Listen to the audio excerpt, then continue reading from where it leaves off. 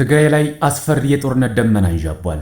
ዓለም ፊቷን ባዞረችበት በዚህ ሰዓት በሰሜኑ የኢትዮጵያ ክፍል ሌላ የታሪክ ጥቁር ጠባሳ እየተጻፈ ነው። ይህ ተራ የፖለቲካ ዜና አይደለም። ይህ የሰብአዊነት ጥሪ ነው። በአንድ ወቅት የስልጣኔ ማማ የነበሩት አክሱም፣ አድዋ፣ ሽሬና መቀለ ዛሬ የፍርሃትና የሰቆቃ ምድር ሆነዋል። በቅርቡ ቅድሚያ ለሰብአዊ መብቶች ኢትዮጵያ ያወጣው ሪፖርት ልብ ሰባሪ ነው። በትግራይ የተለያዩ አካባቢዎች ሰፊና አስገዳጅ የውትድርና ምልመላ በከፍተኛ ፍጥነት እየተካሄደ ይገኛል ብሏል። ወጣቶች በነፃነት መንቀሳቀስ አቁሟል። በትምህርት ገበታቸው ላይ ያሉ ተማሪዎች የዕለት ጉርሳቸውን ለመፈለግ ገበያ የወጡ ወጣቶችና በመንገድ ላይ የሚሄዱ ንጹሐን በኬላዎችና በፍተሻዎች እየታፈሱ ወደ ማሰልጠኛ ጣቢያዎች እየተወሰዱ ይገኛሉ። ይህ ተግባር ወጣቱን ብቻ ሳይሆን የመላውን ማህበረሰብ ተስፋ እያጨለመ ያለ ታላቅ ብሔራዊ ቀውስ ነው። ሁኔታው ከምልመላ ባለፈ ወደ ቤተሰባዊ ቅጣት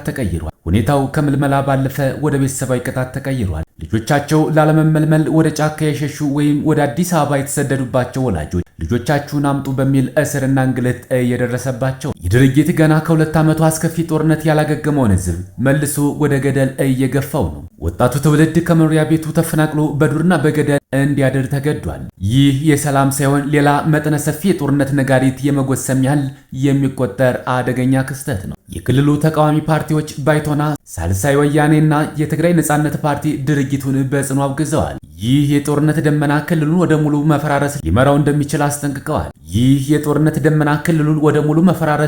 እንደሚችል አስጠንቅቀዋል። እስካሁን ከጊዜው አስተዳደሩም ሆነ ከህወሓት የተሰጠ ምላሽ የለም። ህዝቡ ግን አንድ ጥያቄ ብቻ አለው። ከአንድ ጦርነት ተርፈናል፣ ሌላ ጦርነት አንፈልግም። እናንተስ ምን ትላላችሁ? ይህ አስገዳጅ ምልመላ ወዴት ሊያመራን ይችላል? ዓለም አቀፉ ማህበረሰብና የሰብአዊ መብት ተሟጋቾች ዝምታቸውን መስበር አለባቸው። ሀሳባችሁን በኮመንት አጋሩ። ቪዲዮውን ለብዙዎች እንዲደርስ ላይክና ሸር አድርጉ።